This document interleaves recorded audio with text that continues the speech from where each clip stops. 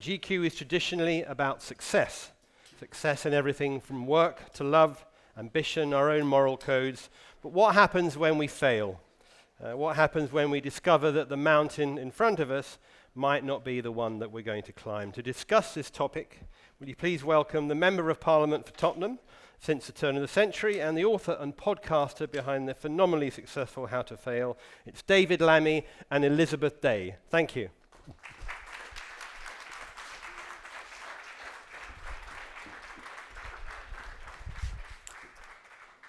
Thank you. Oh, sorry. Just thought I'd wake you all up there. Thank you so much, and thank you to GQ Heroes, and thank you to David for being here, and thank you to the last inspiring panel for teeing up this discussion so perfectly. As Dylan said, I host a podcast called How to Fail, where I ask people to come up with 3 failures that they don't mind discussing, so that we can learn from them and what they learned from those particular episodes in their life. So David Lammy is not your average politician. Impassioned and principled, he's one of the rare political breed who actually seems to believe what he's saying. A vocal advocate of social justice, Lammy led the campaign for Windrush British citizens to be granted citizenship and compensation by the government. And he's at the forefront of the fight for justice for Grenfell families. Lammy was born to Guyanese parents in North London. He grew up in Tottenham, and at the age of 10 was awarded a choral scholarship to attend the King's School in Peterborough. He went on to study at SOAS and Harvard before becoming a barrister, and then in 2000 was elected to represent his home constituency of Tottenham for the Labour Party. Dubbed the British Obama before the term became a cliché through overuse, Lammy is a father of 3 who speaks openly about his religious faith and delivers speeches with evangelical zeal. Whether on Twitter or on Question Time, he is fueled by a focused, righteous anger that makes him one of the most impressive backbenchers of his generation. But as for his own leadership ambitions, I'm a good campaigner, he says. I am not good at licking arse. In politics, you have to lick a lot of backsides. So David, have you always been like that? Have you always been bad at licking backsides? I've got worse and worse. Crawling up that greasy pole and sort of blowing hot air, no, that's not me. What were you like at school, though? Because to be a choral scholar at the age of 10, were you very well behaved? I was okay at my behaviour, but I guess I did get into trouble at school, like everybody else. I was hypersensitive. In fact, I came into politics, young. I was 27, and I was pretty sensitive. And I have definitely acquired a thicker skin as a result of being in politics, and then probably times that by 100 as a result of social media and the comments you get beneath your name. So I think at school I mainly got into trouble because I took things to heart. Because as a politician, that's quite interesting, because I imagine you have to be thin-skinned in that you have to be sensitive to the issues that bother people on an everyday basis. But how do you cope with the criticism? Do you have strategies now for dealing with Twitter trolls? Oh, pills. For them or for you? No, actually, what I've found is as I've got older, and basically for me, the business of getting older is attached to being the father of 3 children. My eldest is 13, my youngest is 5. And my 3 children are very different. My youngest is adopted. One of my children has learning difficulties. So being a father, having both my parents have died whilst I've been in politics. And so the bottom line is I am at a stage in my life where I know my mind. I know what I think about the world. I know what I think about issues. I know what's important and what isn't. Politics is not the only thing in my life. It really isn't. Spurs is up there. I love cinema. I love theatre. I love to travel. I love to go back to the Caribbean a lot. So that has enabled me to not take too seriously what people think about me, because the truth is I am a cipher, I am a lightning rod sometimes for tough issues in society, but no, most of the public don't know me.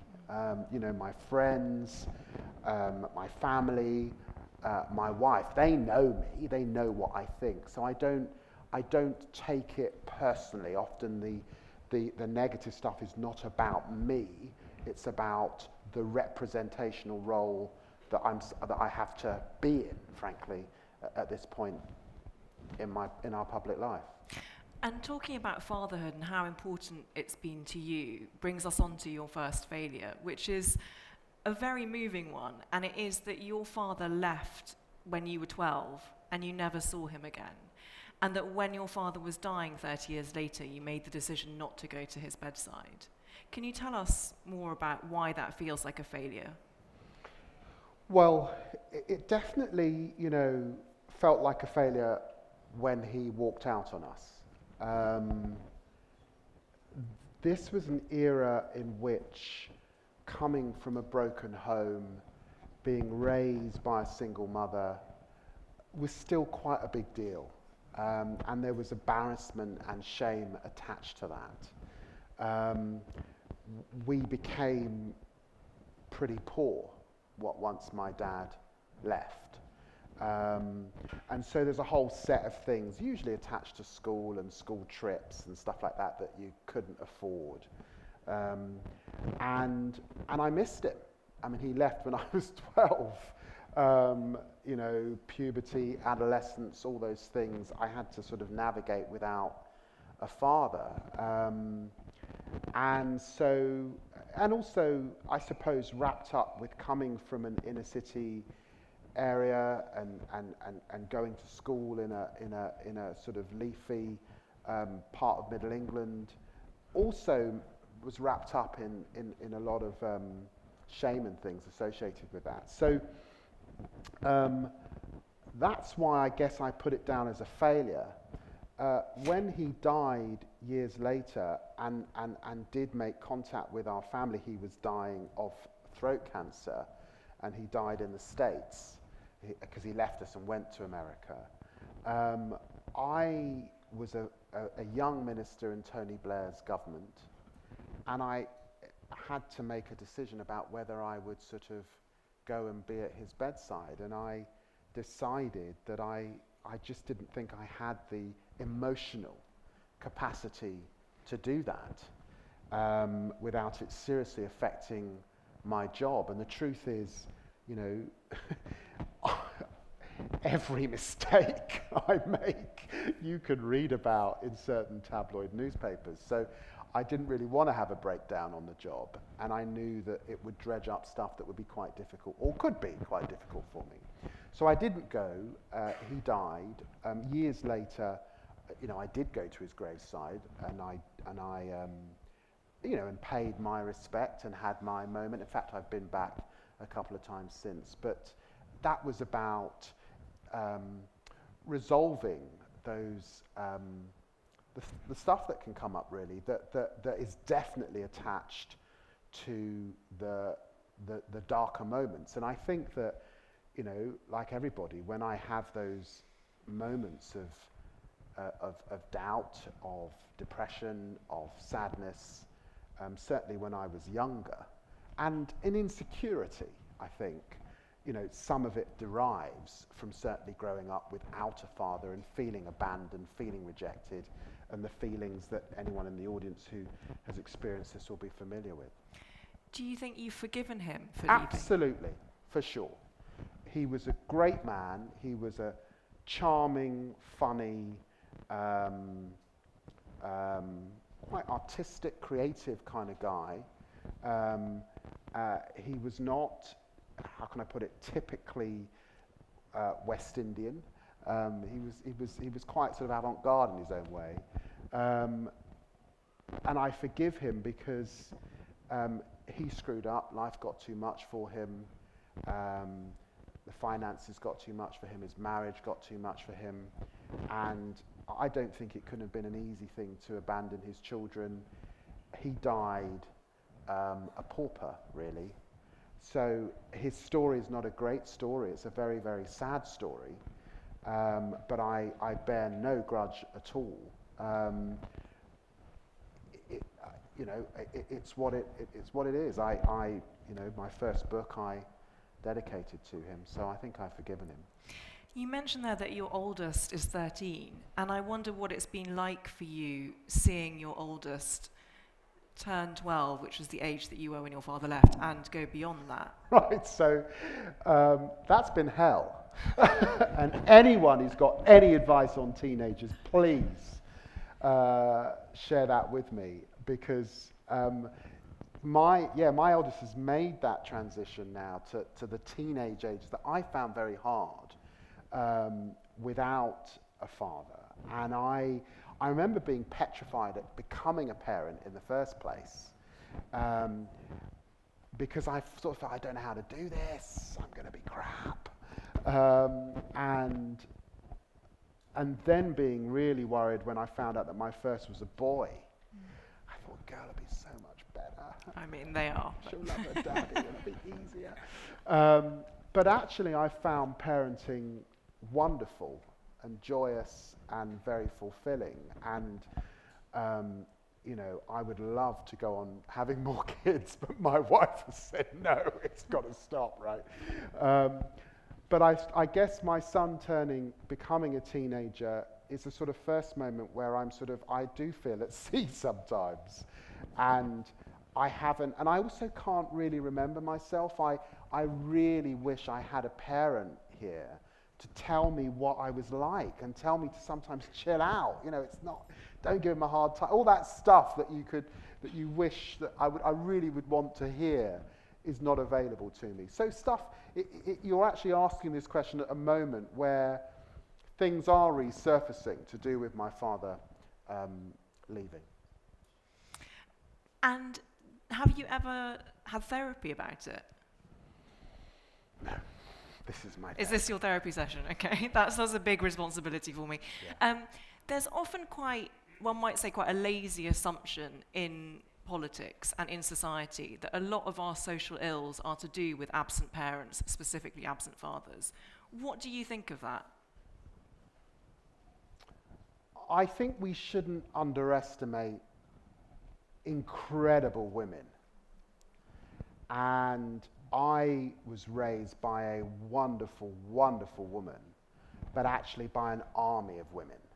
Wonderful aunts, incredible teachers, mentors, a whole range of women who gathered round and filled that vacuum. And we shouldn't underestimate that.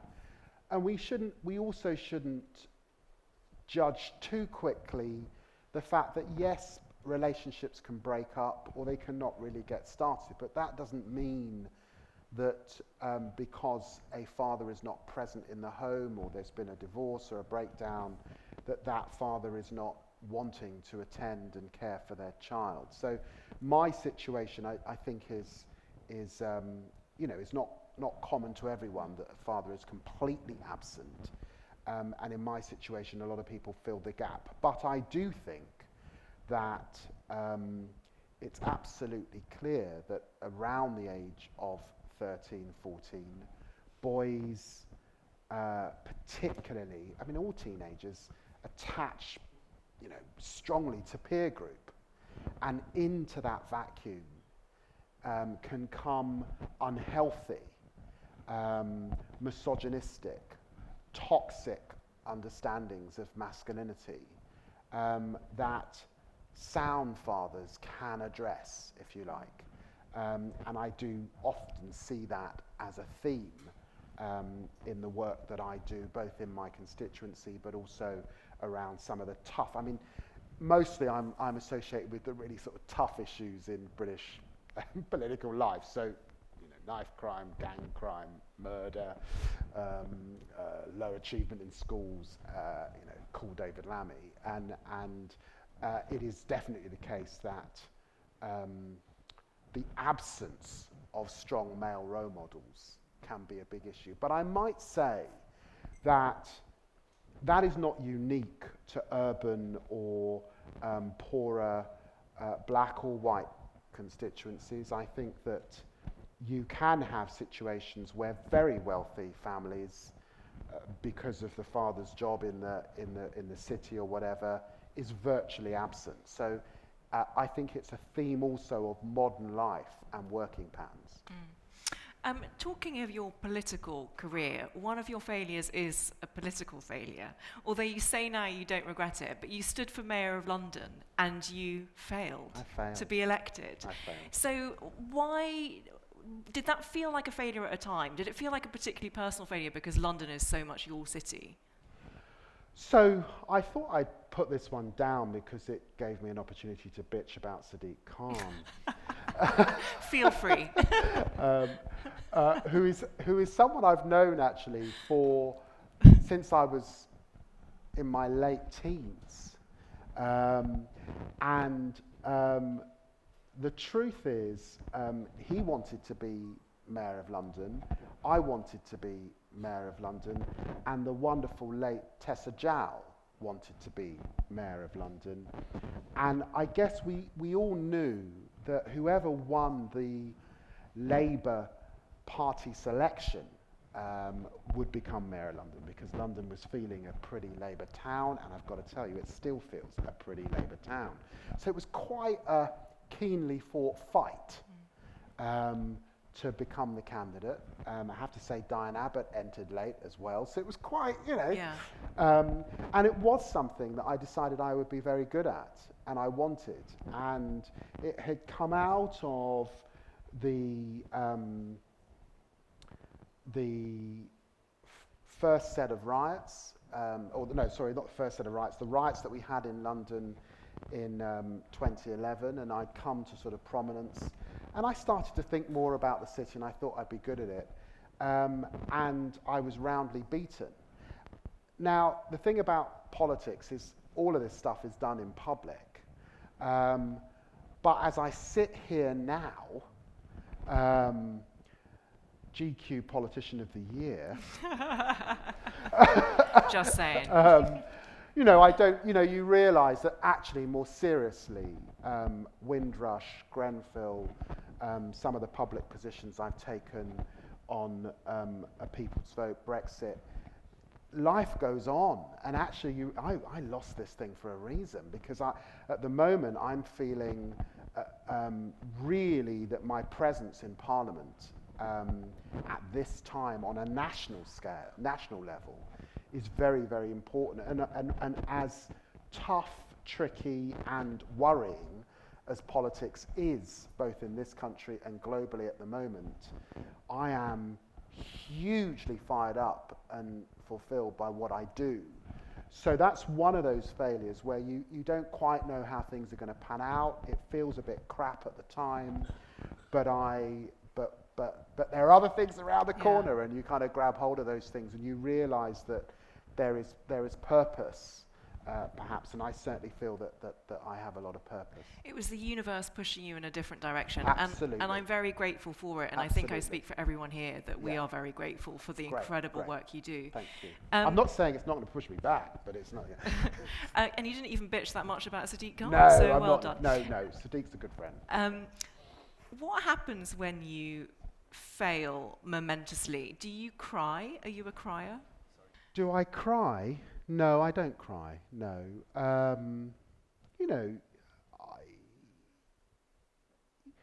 I feel that tight feeling you feel in the pit of your stomach when something's gone wrong.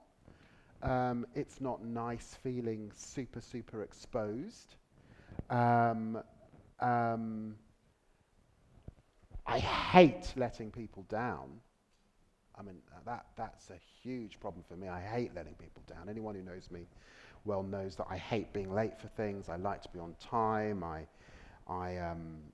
like to be briefed and on top of my brief. I don't like letting people down, and I certainly don't like letting down those close to me, my children or my wife. I wonder where that comes from. Maybe I do need therapy. But I don't cry. I think it's more about anxiety making. Because you're one of 5 children, aren't you? I am. Yeah. Where are you in the pecking order? Fourth. Okay. Yeah. And did you feel a sense of responsibility to your siblings? I do feel some, some responsibility to my siblings and to sort of wider extended family, both in Guyana, where my parents are from, where I have some family that aren't haven't got a lot of money. So I definitely feel that quite keenly. I take seriously the fact that I have, some responsibility to be a role model, and sometimes to people I don't even know. So, yeah. And is that ever tiring? Because the campaigning that you do and the state of politics right now and the endless farrago of Brexit, I mean, do you ever just get tired? Yes. Yes and no. So look, there are moments. Last Easter, I was on holiday with my family. We'd gone on a plane. We flew to Cape Town. We were 2 days in, and a young woman was shot and killed in my constituency, and I had to fly straight back. And I caught the red eye straight back. I was knackered. I had to hit the media from the moment I got off at Heathrow. I was tired and emotional. I remember doing an interview with The Guardian, and I got quite teary. So, yeah, I mean, sometimes it's really, really tiring. I got emotional. A young woman had been killed. There was a vacuum. I don't think we were responding to knife crime very well at that point, and I had to shout very loudly about it and kick some ass, frankly. And it was quite emotional because no one knows at that point I've abandoned my wife and kids in South Africa and ruined the first part of their holiday, because the public don't want to know that, really. They want something done about all these children dying in London. So there are moments that are tough. But I do want to say, as I said before, for me, it's not all about politics. I shout and scream at Spurs. If my office can't find me in the middle of the day, they usually know I've sneaked off to the Curzon Victoria cinema and I'm watching a film. They come and drag me back to the Commons. So this weekend I was in the Scottish Highlands. So I do, I like downtime. You know how to decompress. Absolutely. And how much do you sleep? I'm always fascinated by how much or how little politicians sleep. Less and less. So I sleep about 6 hours. Oh, Yeah, okay. that's You're still above Margaret Thatcher. Yeah. And there's no easy segue actually to your final failure, which is that you don't drive. That you've been learning for most of your life and you did eventually pass your test, but you still don't like to drive. I'm hopeless. So that's the bit where, you get these sort of people write up your biographies and it tends to be about what you've achieved, Harvard, you were this minister, you were that. You don't get the things that you completely are crap at, do you? You don't talk about those things. I am a hopeless driver. I failed my test about 5 times. I did eventually pass. Got into the car, with my wife and kids and almost crashed it and haven't driven since. And so I can be found usually on the Victoria line between Finsbury Park and Green Park changing to the Jubilee on Westminster. I ride the bus. My wife does all the driving.